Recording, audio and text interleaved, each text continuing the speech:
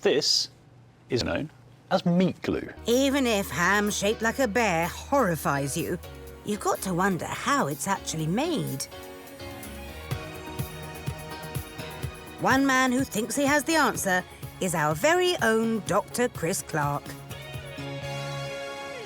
So the first thing to say is that the makers of Billy Bear keep the process a closely guarded secret. So we don't know exactly how they do it. But if I was going to have a go, I'd use this stuff here. This is transglutaminase, also known as meat glue.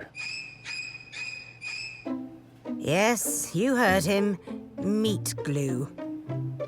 Transglutaminase is a naturally occurring enzyme that can bond separate pieces of meat to make new, multicoloured patterned creations. Sounds yummy. Now, I am a scientist, not an artist. So I think I'm going to have some major difficulties recreating this face. So I'm going to keep things simple. I'm going to glue two different types of meat together to make what I call a meaty Battenberg. A meaty Battenberg. Dr. Chris's slightly worrying take on a normally sweet treat involves chicken and gammon, plus a large dollop of mixed meat glue. Delicious. I think we're about there, so let's stick it all together.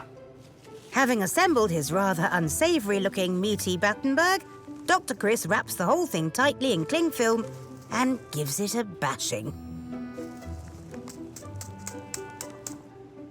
This is literally just for shaping purposes.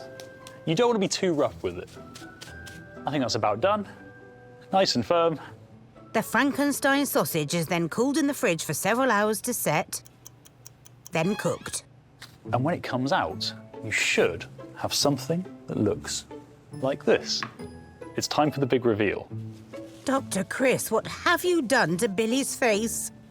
So we've got the chicken and the gammon with the nice pink and white colours, and more importantly, it's glued together.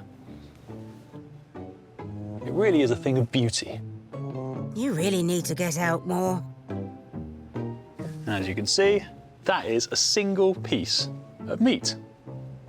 Now I know this might be a bit thick, but if I had a proper ham slicer, we'd get something as thin as this one. I'll give you 50 quid if you actually eat that.